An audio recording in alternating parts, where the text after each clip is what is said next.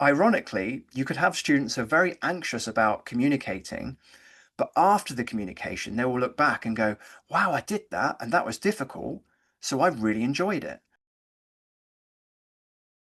Welcome, Robert, and everyone to our fifth episode of the Language Innovators podcast. My name is Dr. Linh Phung. I'm the founder and CEO of Eduling, the hub for task-based language teaching. So it's my pleasure to have Dr. Robert Stroud today to talk about supporting anxious students in the classroom.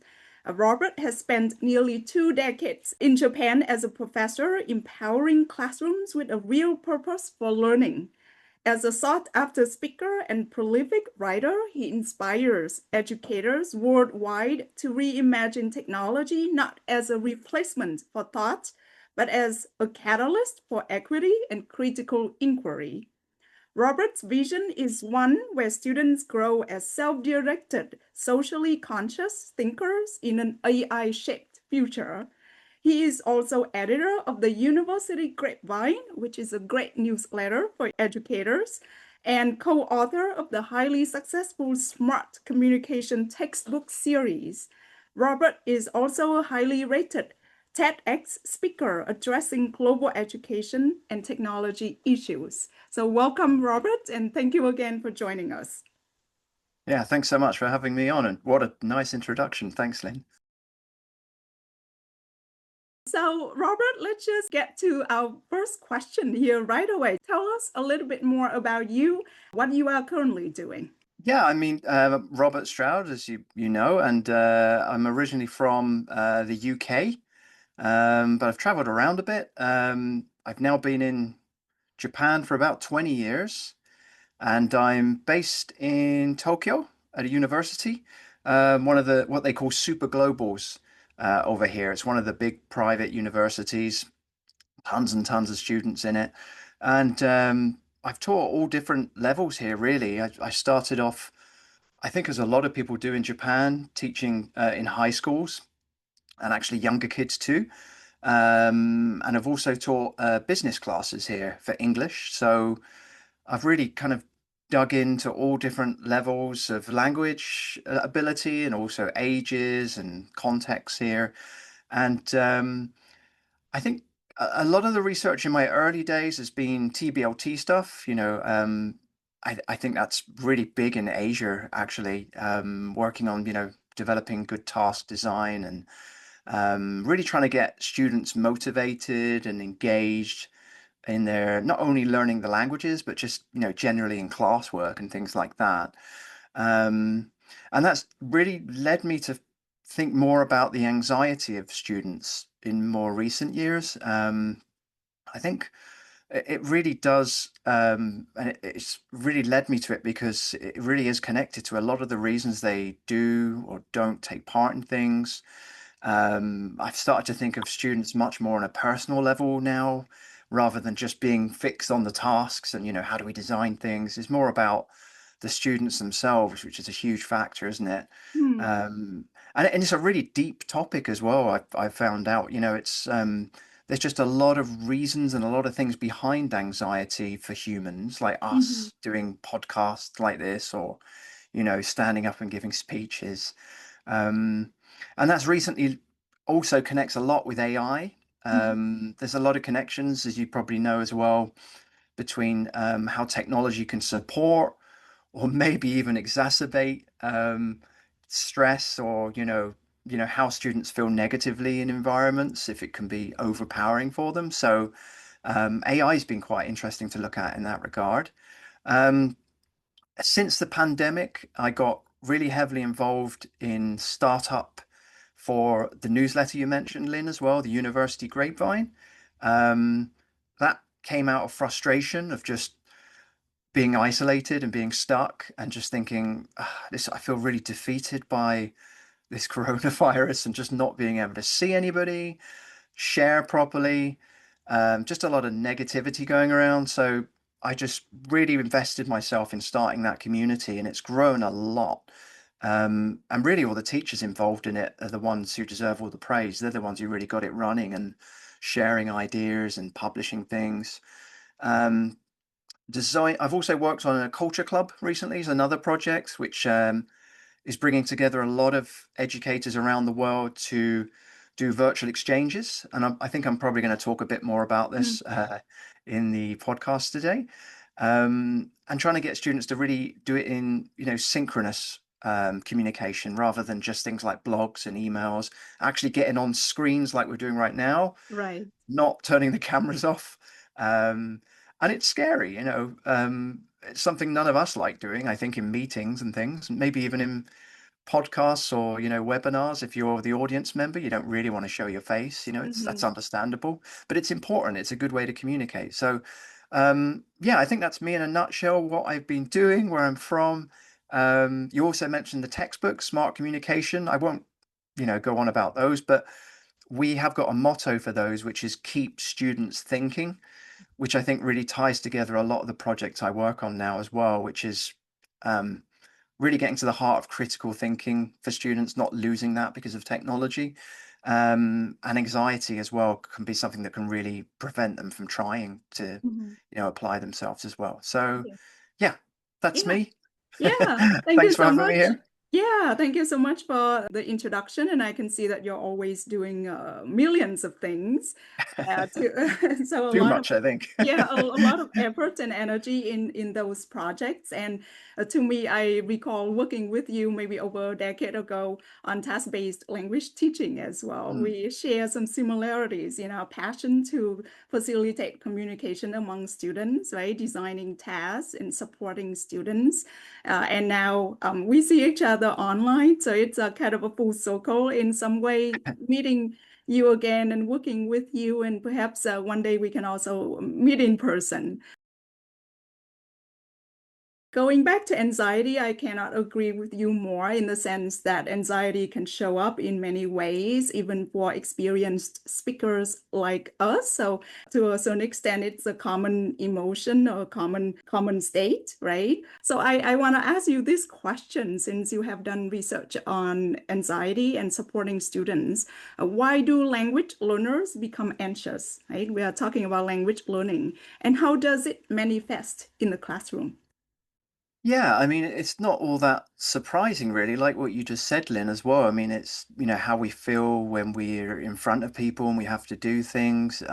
Some people are a lot better at it than others. Some people freeze up, some people don't. And I think one of the things in the research that's really clear and is unsurprising, it's fear of making mistakes, a fear of being judged by others. I don't think anybody wants to stand up and not be able to do something they thought in their mind they were going to be able to do.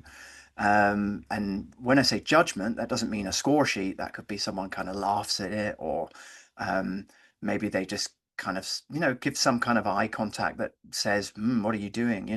Just a lot of things and a lot of signals we give off that students pick up on that can make them really, really anxious. And it's just a part of life. So, I mean, if that was going to manifest in a classroom, just think about the last time a student stood up, had to give a presentation in the L2, or even in their first language, actually, to a big room full of people. Or maybe if you're a teacher or a researcher or a presenter listening to this, last time you did a presentation, you stood up. You don't want to mess it up. You don't want to make a mistake. And that really does not only feel like, okay, that makes a lot of sense, the research indicates that too. So that's something we're always battling with to help students with. Um, it also comes from the side of the teacher. I'm not saying it's our fault, but I think some teachers do a little bit of a better job than others. I include myself in that too, particularly on things like the way we give feedback. A lot of research about, if you focus highly on error correction in your feedback, you do it instantaneously when there are errors within learning or within writing or speaking, you're not really going to give students a great feeling of achievement or confidence. So just how we communicate errors is a very, very big thing. And I've met a lot of teachers recently who are really set on just not correcting at all, which I thought was quite unusual, because I think there needs to be some level of kind of correction Mhm. in language learning, right? Mhm. But I've met teachers who say just don't correct them because the the knock-on effect of continuously correcting students is worse than just letting them kind of get confident and willing to take part and just having small errors. Hmm. So there's a trade-off, we have to think about those things. Yeah. Yeah, I mean, I think about myself and I always wonder now, how often do I correct my students? Should it be more? Should it be less? And I think it's something we can always think about as teachers. I think how we design things as well, trying to match the difficulty so it's not too hard for students. And I'm not one for competition in classrooms. There's a lot of um, apps and games, I'll mention them not in a negative sense. I think there's a lot of great things about things like Quizlet or Kahoot. I think they're really fun and they're great, and students do love them. I would just be very careful about the competitive side of it for students who maybe aren't doing as well, because that can create anxiety. And you might see them just not want to take part in those things as well. Um, Same as the way you set up a group. If you set up groups and you've got students with much higher language levels than others, or just like stronger personalities, it's going to create a lot of tension and anxiety for, maybe one or two students in a group, for Hmm. example. Think about, a group you've had where one student just doesn't say anything. I bet that's probably, one of the contributing factors, and I think a last thing that's really important to think about now is kind of thinking more about Gen Z, their anxiety as well. Where is it coming from? Because I don't know, they're just flooded with information now, flooded with apps, SNS, different ways to communicate, different kind of communities than what I was used to when I was younger. I didn't even have a smartphone, obviously. So my face-to-face interactions were just really pure and just okay, there's a person, I'll talk to them. But I think, they have to think about how to communicate with different people a lot more now, and that creates anxiety. So there's Hmm. a lot of things, and I don't think I've mentioned all of them either, Yeah. but these are the things that have really come up a lot in the research for me in the last 5 years, especially. Yeah, yeah, that's a big issue, and you have brought up so many good points that I don't know what to comment on. But, So, but I can go back to the idea of focusing on accuracy and the fear of making mistakes. It's kind of paradoxical in some way that students actually have to make mistakes to learn, right? We learn from mistakes, but yet if we don't participate because of the fear of making mistakes, from language learning perspective, that limits the students' opportunities to communicate and to learn and to participate in the learning activity. So I want to mention that. And in my teaching experience, I worked with Japanese students, and I could see that when they came to the US, they were kind of perfectionists in some way in terms of grammar. But nobody can be perfect in grammar, no matter how much you pay attention to grammar. But yet, the intense focus on accuracy really stopped students from initially participating in a lot of communication activities. So I can see the detrimental effect there, and we can talk more about that. On the other hand, you mentioned teachers who now don't want to provide corrective feedback. So to me, corrective feedback is an art and science as well. And if we know how to, we can inject it into interaction with students very naturally. So we don't focus too much on accuracy, but we still push learning forward. But of course, you also brought up really broad issues in terms of different sources of anxiety, right? Shaping how students feel in the classroom and as they navigate among different communication tasks in their life. So thank you for also focusing on the bigger picture there. So you run Culture Club where students communicate with other English learners in Zoom. It's a different environment. How similar or different is their anxiety in this environment in comparison to the classroom? yeah, I think, Zoom in itself kind of explains a lot of it. If you just imagine, like, people having to get, anytime you've ever been put into a breakout room and been asked to put your camera on and talk, even in your first language, that can add a lot of pressure. But I think I'll start off by saying things that I think these culture club and these online exchanges can really offer to take away anxiety. I think they offer a lot of safe environments for people to actually open up with each other. If you set them up well, like we've done with Culture Club, we make very small groups, put them in a room, don't really assess them, never record or anything like that. You can try to create that safe environment to let them open up with people from other places.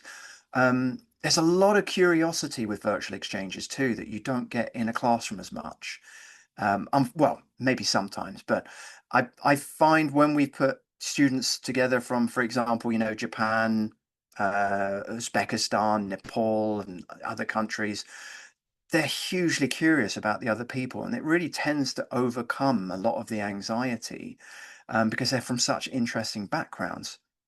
Um, and a lot of students have reported that they found these kind of exchanges not only safe and comfortable, but made them feel quite happy. Mm, That word came up quite a lot mhm, in feedback we got this year. So I thought they're quite good for their well-being, actually. Going back to what I was saying before about, Gen Z um, having all these different choices of who they communicate with, how they communicate.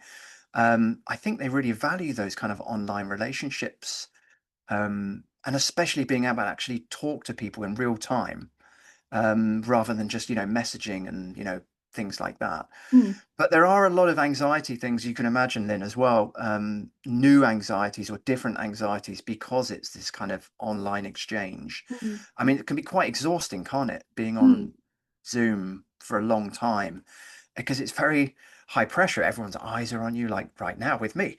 mhm, Uh, yes. Everyone's looking at you. There's the technology as well. If you make mistakes, if your Wi-Fi fails, you hit the wrong button, people are just kind of waiting.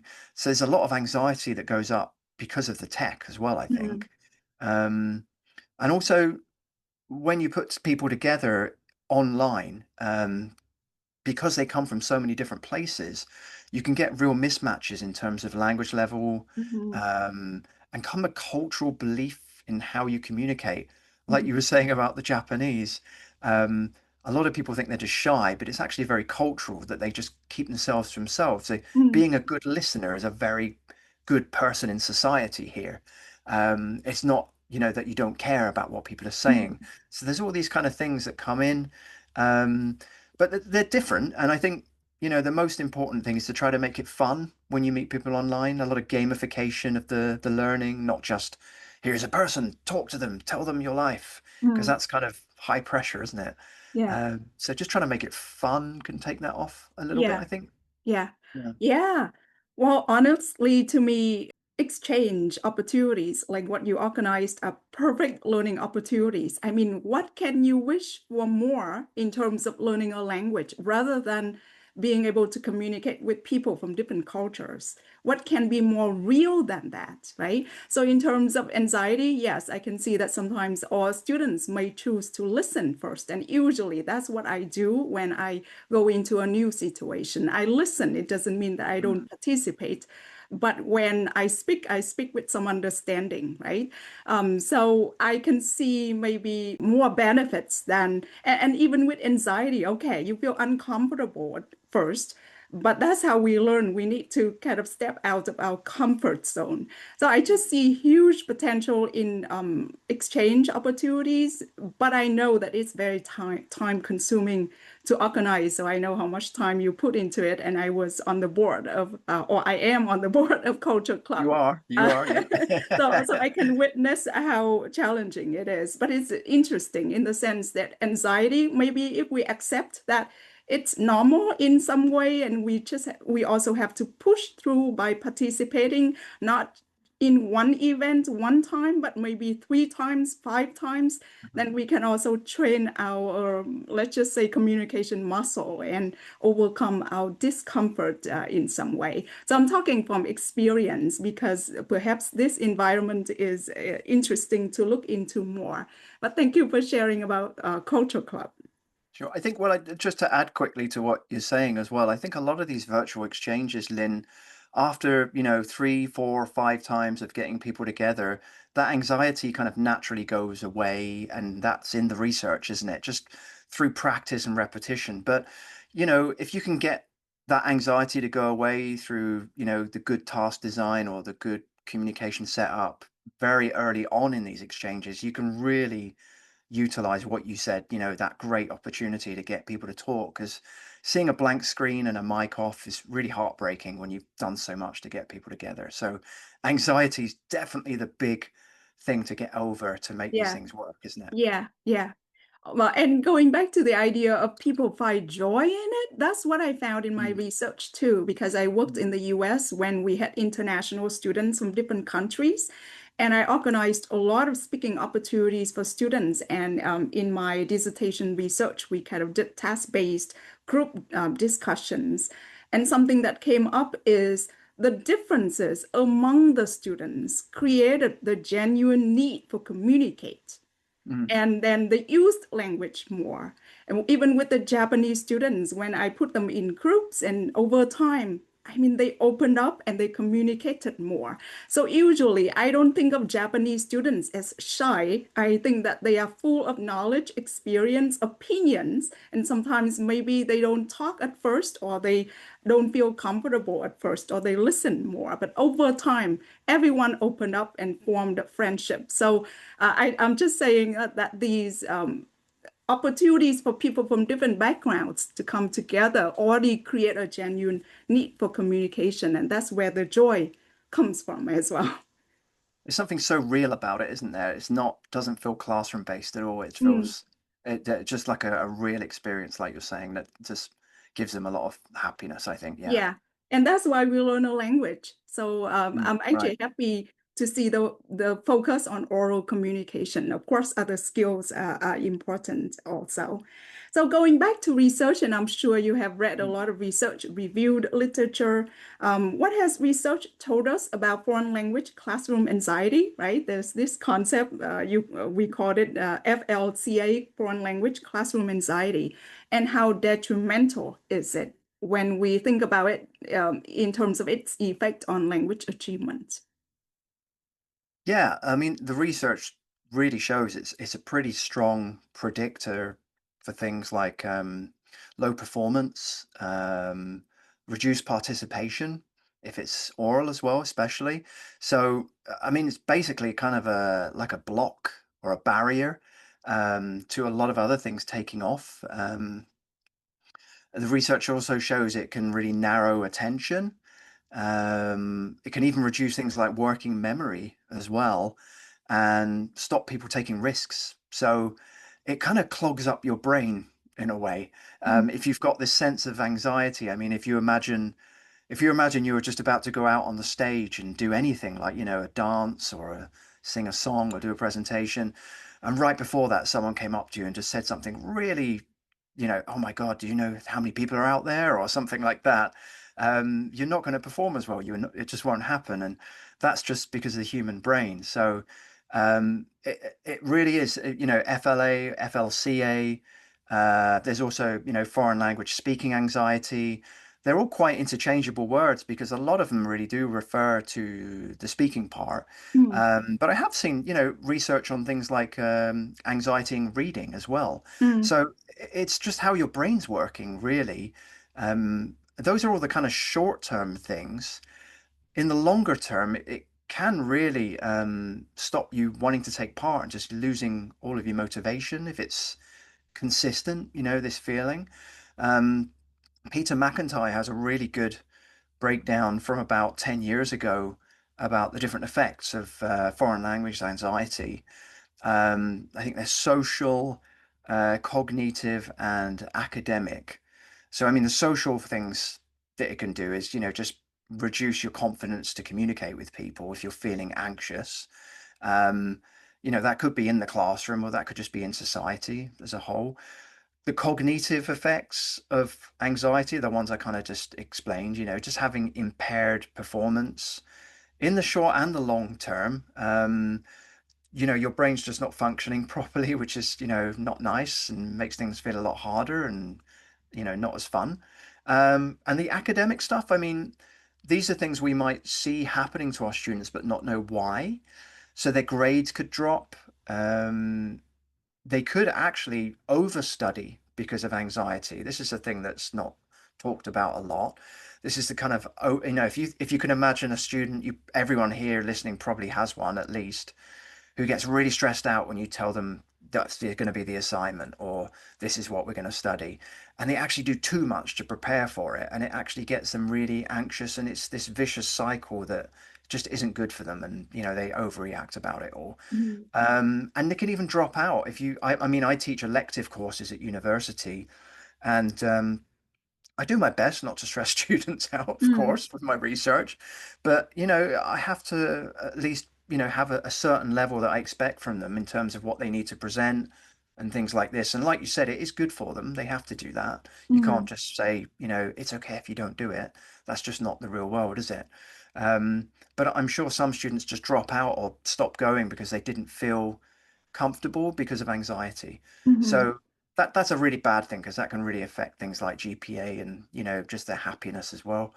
So there's all kinds of things. The good news is, I think we're going to talk about this in a while, but we can do things to kind of counteract these feelings with the way we set things up Mhm. and maybe use AI as well. I don't think I have any further questions regarding the detrimental effects. I can see that how anxiety affects students in the moment as they have to perform a task, but over time, if they don't overcome that, that really limits their learning opportunities and academic achievement, as you pointed out. So my next question to you, and I'm looking at my notes here, is we talk about foreign language classroom anxiety, but I remember reading a paper from Diwali and McIntyre about foreign language classroom anxiety and enjoyment and whether the two emotions are kind of opposite or going in tandem. My question is, how is foreign language classroom related to other emotions and concepts such as enjoyment and willingness to communicate?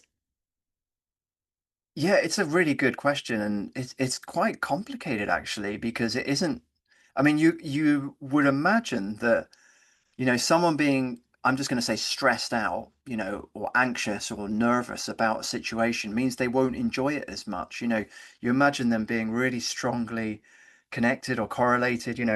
If I'm stressed, I'm not having fun, or if something's completely relaxing for me, I'm always going to enjoy it.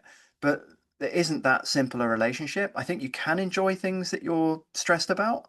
Um, so in terms of enjoyment or fun, or foreign language enjoyment, FLE, that relationship with FLA, foreign language anxiety, it's a bit more complicated than people think. And I'm not convinced that some people try to insist that if you lower the anxiety, students are going to have more fun and they're going to do better. Um, I'm not exactly 100% sure about that one. And I don't think aiming for zero anxiety is a realistic goal and something we should do anyway. Um, I mean, it's going off topic a little bit, but I think having a certain amount of anxiety in the learning is a good thing. It's real world situations. They're not going to leave a classroom and go anywhere and everything's always happy and jolly. We can't make it feel like that for language learning. Like you said, when they do things like Culture Club and go online and they have these virtual exchanges, um, it's kind of scary sometimes, and that's real. But that keeps them engaged, it keeps them focused, and I think they enjoy it because when they find out they can do it, they get this sense of achievement. So, ironically, you could have students who are very anxious about communicating, but after the communication, they will look back and go, wow, I did that, and that was difficult. So, I really enjoyed it. So, it was a positive experience. Um, Things like willingness to communicate, I think, is maybe a little bit more simple than that, though. Um, I think with willingness to communicate, if getting students to really want to do it, basically, whatever it is you're trying to get them to talk about or do or write, you've got to put them somewhere where it feels right for them to do it. So that would probably be, you would need the stress to be a bit lower, the anxiety to be a bit lower. But you'd also have to have the setup, something, they're very comfortable with, the people, maybe the amount of people, what they're talking about, if they enjoy it. So, I mean, I could connect anxiety to lots of different things within the research, things like engagement as well. But I think it's just important to remember that anxiety won't always result directly in what we think it might. Mm, Um, and we shouldn't aim for zero anxiety. We mhm, should just make sure there's not too much of it. mhm. And that if you hit the right kind of level, you're going to have focused students who want to take part, who are really engaged in the learning and look back on it and go, actually, I enjoyed doing that because it wasn't so easy and it wasn't so difficult. Yeah, that's really clear. And for my own research, because my dissertation research was on engagement, so I did Mm, look at anxiety and enjoyment. And it seems like enjoyment had some effect on engagement. And in this case, we measured engagement with producing language, with language use, like negotiation of meaning or the number of words that people produced. mm, So enjoyment, as I remember, or task preference in my research had an impact on engagement, right? When students preferred the task, they were more engaged in producing language during task performance. But anxiety was not as related or mm, didn't have that much effect. And then going back to the study that I mentioned from Diwali and McIntyre, they did surveys among maybe over 1,000 students looking into their measuring their level of anxiety and then also measuring their level of enjoyment and many other factors as well. What they found was that anxiety and enjoyment were not related, and enjoyment had a better effect on achievement, as I remember, or mastery. This is just correlational research, not cause and effect. So their conclusion was that enjoyment and anxiety are somewhat separate emotions. And teachers perhaps should focus more on facilitating enjoyment rather than being worried too much about anxiety. mm. But I do understand the detrimental effects, and that's why I asked the questions about effects in the classroom or how they manifest in the classroom, because my feeling is that it also depends on the context or the classrooms. If the classrooms focus so much on accuracy, on preventing mistakes, then perhaps anxiety manifests more. And also willingness to communicate. I have heard of the term so much, but I really never looked into it so much, because when I teach in the US, I have a small classroom, students coming from different countries. They work in groups all the time. I didn't see it show up as a problem for me, anxiety and all the lack of willingness to communicate. My students ultimately always communicated, always formed really good friendships. So it's really interesting. But the advice from that research paper that I mentioned is that teachers should really focus more on enjoyment and how to develop or facilitate enjoyment. And we are going back to maybe strategies and what teachers Mm. can do and what we can do. So what are some strategies to help students overcome their anxiety or lessen their anxiety?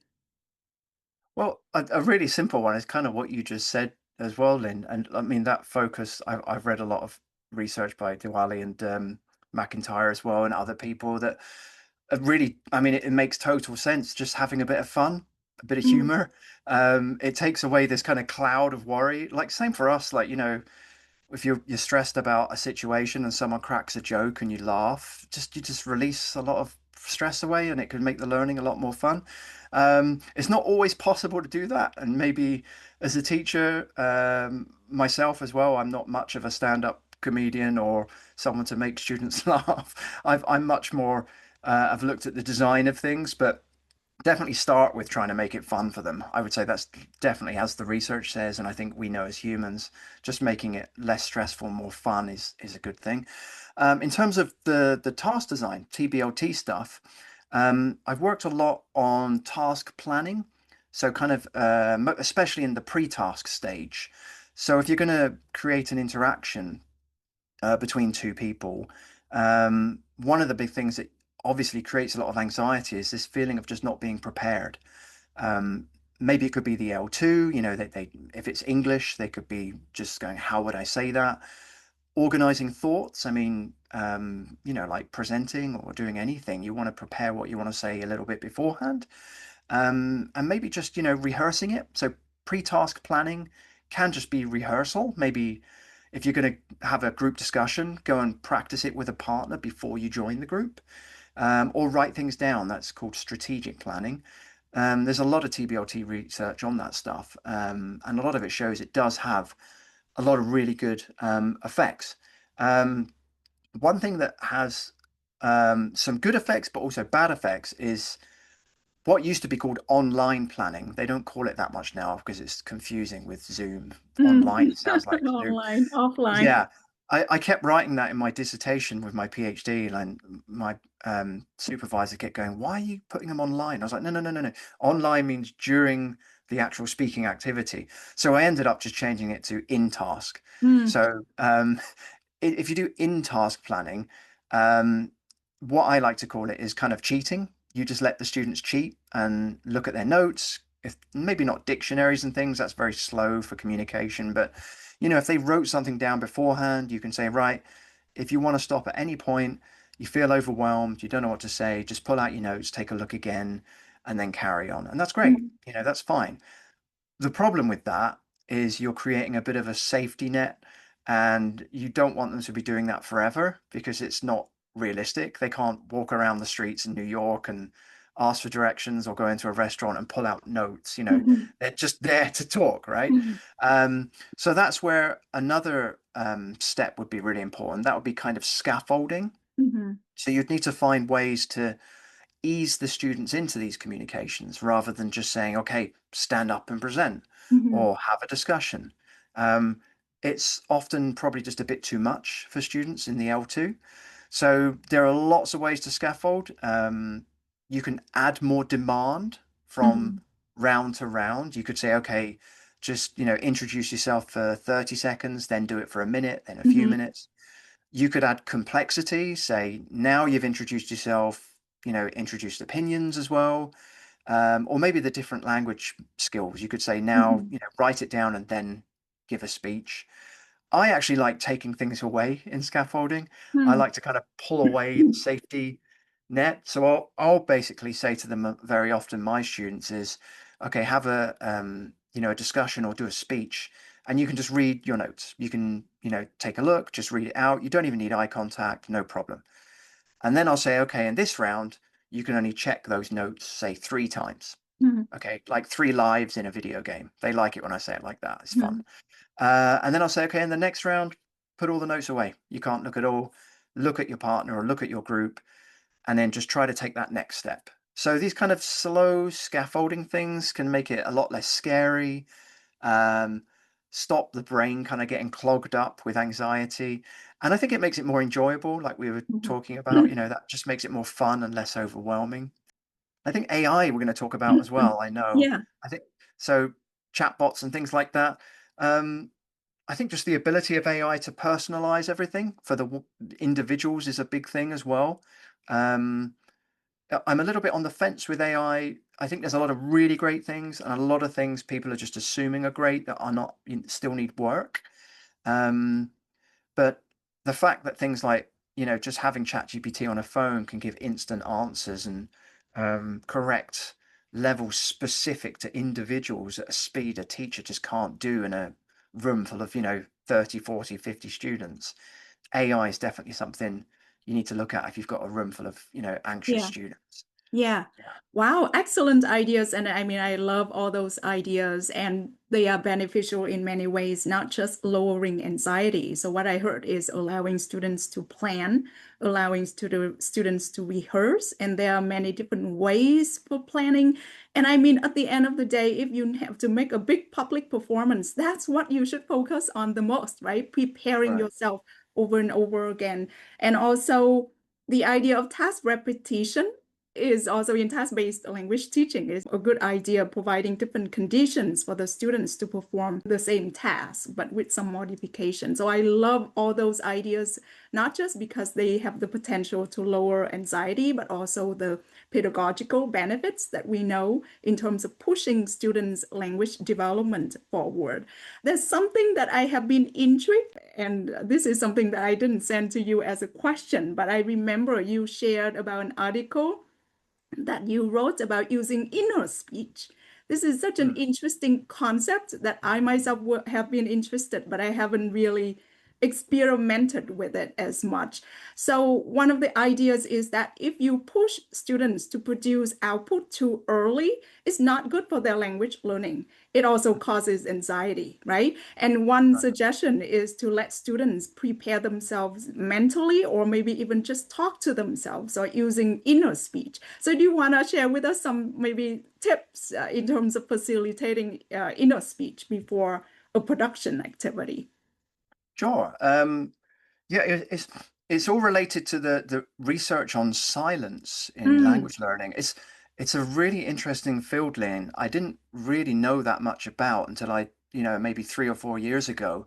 There's actually entire journals dedicated to silence research, and the fact that a lot of people think of silence as a really negative thing, right?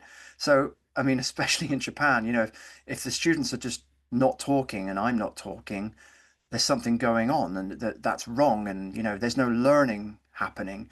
But actually just those kind of thought processes you go through when you silently reflect on things and prepare.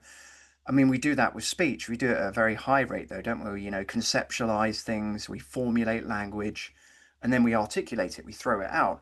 But inside our brain we need to do most of the work there first before we say things. And in terms of longer term memory as well, I'm now a really big fan of giving students a lot of quiet time to plan things and prepare things. They really like it, actually. My students, when I've allowed them, say, okay, you've got the next 5 minutes to sit quietly and just think about what you're going to say in the discussion. You don't have to write it down, you don't have to tell anybody. Just kind of picture it, close your eyes, run through it.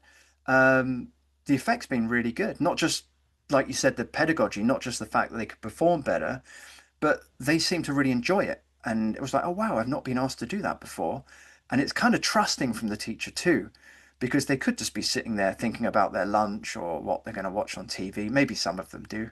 mhm. um, maybe a lot of them do. I don't know. But they like the freedom in that as well. You're not Yeah. always, the pressure's not always there of like, I'm watching what you're writing or I'm listening to what you're saying. Mhm. That kind of privacy thing, um, I think takes anxiety away and makes it more fun as well. Yeah. Yeah, yeah, yeah. Thank you for sharing that. You have an article from the University Grapevine on inner speech, and is that right? It's not in the University Grapevine. It was I think it's the Journal of Silent Study. I'm interested because I also took a class from Brian Tomlinson, and he Mm, really advocates the idea of inner speech, having mm, students prepare, right? mhm. And feel the most comfortable before they have to produce language. They can imagine a conversation with someone else, they can imagine what someone else says, and then maybe they can try to rehearse it in their mind. So maybe Brian something with, Tomlinson actually published in the University Grapevine. I think he might have spoken about it yeah, in the article he published with me. Maybe that's the connection with the yeah, University Grapevine. yeah. Okay, got it now. You've done really interesting research comparing peers and chatbots as planning partners. So tell us more about the research, and really do chatbots help students lower their anxiety? Yeah, I've had a lot of fun with this one recently. This in 2025, so the second part of last year, I wanted to play around with chatbots as partners for reducing anxiety in group discussions. Um, like we've been talking about, Lynn, how can you help students go into a group of, say, 4 or 5 people and just feel really prepared to open up, be willing to communicate, enjoy it? So I talked about things just before, you could have them write things down, rehearse it, maybe, just plan things out, like we said, in silence by themselves. But I thought, well, chatbots, seem to be all the rage, and, everything's about, how they can personalize the learning and stuff. So I thought, okay, why don't we just compare them? So I've run a project, and the paper's got some very good feedback yesterday, actually. So hopefully be published not too long from now. And it's basically comparing the use of preparing for discussions with either one, with a peer in your class, so a friend, just 5 or 10 minutes of discussion to prepare for a discussion, uh, or two, preparing with text with a chatbot, so you don't have to use your voice, but you can type and have a conversation with it, or three, using the voice mode. So you're actually talking, having a conversation with a chatbot. And then after those three kind of tried stages, they have a discussion afterwards. And I wanted to know what the students thought about that, what they thought the good and the bad things would be about a chatbot.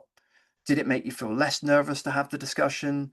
Did it help you more, help you less? And the results are just fascinating and surprising in some ways. Um, when I also asked them which one they would prefer to use in the future. Would you prefer to keep having just a chat with your friend before a discussion to get ready, or typing with a chatbot, or talking with a chatbot?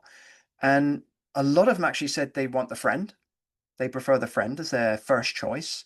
But they all saw a lot of value in the chatbot as well. Um, the reasons they like having a human as opposed to a chatbot to kind of prepare to take part in something. They use words like it's more natural. They liked having facial expressions and emotional connections with individuals. Mm. And I think they felt that person understood them a bit better. Mm. Um, and the conversation was a bit more interesting and diverse. That being said, the chatbots create, I think, a lot more of a judgment-free space Mm. for the students. So if they're going to rehearse in their English, they don't have to kind of mess it up with their friend. If they kind of mess it up or don't know what to say, or don't perform well in that safe space, the chatbot was really good, especially the typing one they liked for some Mm. reason. Mm. Yeah. Yeah. Um, and it gave the one thing that's really good about a chatbot compared to a human for students who are anxious is they have lots of time to respond. It's not natural because if I was talking to you in this interview and you asked me a question and I just had a blank face for 2 minutes before I answered, it's weird, right? Yeah. I have to respond. You're expecting it, the listeners are here, and that's pressure, right? Yeah. But with a chatbot, if I don't respond, it's just a thing on my phone. I can take my time. So slowly they build a lot more confidence using a chatbot in that Mm. way. So it was really interesting. I think overall they found chatbots a really comfortable space to practice and not feel anxious. Um, but the humans were a bit more interesting for them Mm. because chatbots aren't a human, they're not a real Right. thing in terms of emotions. But if we don't think of them that way, if we just think of them as a tool, which we Yeah. should, they can do the job that we want them to. Right. It's still a little bit early stages with some of them in terms of speed, obviously, Yeah. and things like that. But yeah, really interesting studies that are coming out, not just my own, about that. So yeah. Yeah, that's interesting, and I'm looking forward to reading the full paper. And the findings make sense to me. Talking to humans in the long term is I think still more interesting because you can form a deeper relationship. And I feel like conversations with humans are more divergent. While Mm. the chatbot maybe seems to just say the same thing over and over again, or it just wants to make you happy all the time by agreeing with you. Right. So there are limitations to overcome for sure, and something that I can mention. And I can mention with the culture club, the students did use Eduling AI, talking with the chatbot to prepare for real communication, and Which that's was kind great. of They loved it. yeah. Yeah. Great. That's kind of my thinking in terms of using chatbots as well to scaffold students and to prepare them for real communication. And the task design is the important aspect. But you're right in terms of the speed, that it may still be slow, and that's a limitation everywhere, right? And also another thing that I can mention is it's true. Perhaps typing is easier for them, but also more reliable because I can tell you that automatic speech recognition with non-native speakers' speech is not very accurate. So, for example, the student may say something and then the transcription is wrong, and then the information passed to the chatbot is wrong or incomplete. Then the conversation may be skewed or may not be what the students expected. So actually, AI is great, but if we want to fine tune it to make it really useful for language learning and in any field requires a lot of work in fine tuning. So I can share with you in terms of on our side developing the technology and refining the technology. If we can solve this kind of speech recognition issue with non-native speaker speech or learner speech? That can be $1 million question also, because I bet it's a challenging issue. My next question, actually, we already mentioned some of the things that chatbots fall short of, right? They are not great at, but are there anything else that you want to add? What do chatbots fall short of? And what are some other opportunities with chatbots that we can explore further? Well, I think we talked about, speed, not being emotionally connectable, or if that's a word, human-like, I guess. But um, I think the biggest problem that chatbots are having right now isn't with the chatbots. I think it's that people are trying to imagine them more and more human. Mm, I personally don't think the goal for chatbots is to try and make them as close to being human as possible in terms of emotional connection, you know, expression, speed of response, diversity of, conversations. I think all that stuff's brilliant and it's very human. And I even if a chatbot was 100% like a person when you spoke to it, I still think students are just going to think it's not a person because you're just going to have that feeling. I think if we just think of it as a tool that's going to help us get better at what we're trying to do and just forget about trying to emotionally connect with it, I think we're going to have a lot more success with them. And I think we'll push them in a better direction. Um, I mean, it's just not just chatbots, is it, Lynn? I mean, you see everything on the news about all these robots in China that, they've made that have come out that look and move and talk just like a human. I mean, I think people are doing it just because they want to see if they can do it, but I don't think people are ever going to really connect emotionally with those things. It's just mm, my feeling on it.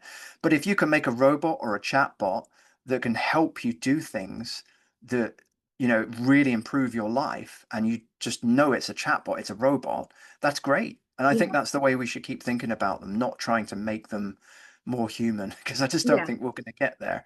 yeah. Um, I think it's more about just things like you said, like speed, accuracy of information, because that's what you're really after when you use it, isn't it? Something that's going to help you get better at English or whatever you're doing. Yeah, I agree. I agree that we should not make them more like humans and making decisions for us or Mhm. I hope um not. Yeah. yeah, but that's a good point in terms of whether people feel like talking with a chatbot is like talking to human or not. And I actually learned a term, uncanny valley. So it's actually a term in computer science in the sense that your affective state or orientation with a computer system or whatever decreases over time because it's not human-like. So you Mm, find things that are not human-like. So your initial liking for it kind of lessens over time. I guess that people keep expecting more as well. So when the first time when ChatGPT came out, it was exciting, or but then when you start talking with the chatbot, you expect the speed to be better. It's more like human, but it is not. So it's mm. I get your point in terms of, okay, let's just keep it as a tool instead of making it more human-like. I have my last question. What's next? What are you planning these days? I'm doing a lot of research on changes in trends of AI focuses right now. How are we thinking differently about what AI is? There's a big shift away from just thinking about what it can do now towards how do we align it with learning and pedagogy. Just doing a lot of, scoping reviews and also, a lot of my own research papers on that. Culture Club, Mm, University Grapevine, never ending work with that, which is yeah, always enjoyable. yeah, Trying to take part in a lot of things to learn as well about AI. yeah. Trying to be humble as a teacher as well. I mean, I think from the last couple of years onwards, just realizing I can't learn everything about AI or what Gen Z are up to anymore, and just trying to listen more to what my Mm, students are doing and trying to learn a lot more from them. I mm, think that's really but definitely a big goal I've got in the next couple of years at least is just try to shut up a bit more in class and learn what Gen Z are up to mm, because yeah, they really are going to guide things, and I don't want to feel detached from them because they're always changing and the world is and AI is. So yeah, I'm just going to try and keep up with things, not try to understand absolutely everything, and be a student.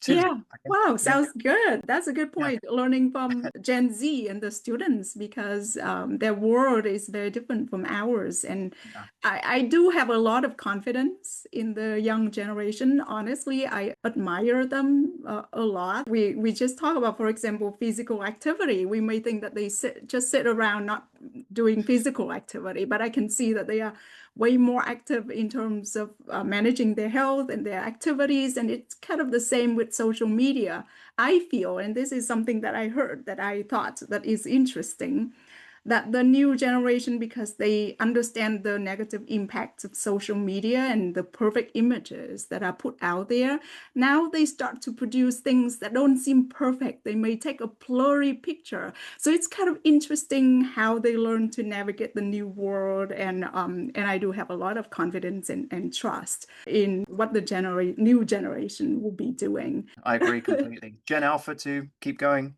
Yeah, keep going. We'll learn from you. And so, do you have any calls for our listeners here in terms of the university grapevine or culture club? Are you looking for articles, submissions? Well, yeah, sure. University Grapevine is always looking for articles. We're very, very busy now. We've got a lot of people working on, editing everything, putting the ideas together, a lot of expansion plans. But the whole thing is built around the teaching articles. So if you have an idea that's working for you in classrooms that you think is applicable to lots of contexts of teaching for students, send it in. The website is theuniversitygrapevine.com. It's a really simple review process, quite supportive, and your idea gets shared with a big community now globally of teachers who have the same problems that you have. And Culture Club is going to expand a lot this year as well. Um, the goal of Culture Club is to share cultures, speak in English as well, but also make friends. It's really focused on having lots of different countries together in synchronous real-time learning and speaking. And the things, I've been talking about with you, Lynn, as well, that real thing of actually meeting people and talking with Mm, them. There's a real beauty to it. And yes, just some of the experiences I've had just watching these students talk to each other. yes, If you're interested in helping out, please just let us know. That's joincultureclub.com is the yeah. website for that one. Thank you so much, Robert. And Thanks. I'm letting you go to sleep now. I know it's very late. So It'll thank be you so soon. much for your time and for sharing your expertise and for all the good work that you're doing for students and for the educator community. Thanks, Lynn. Thanks so much for having me on today.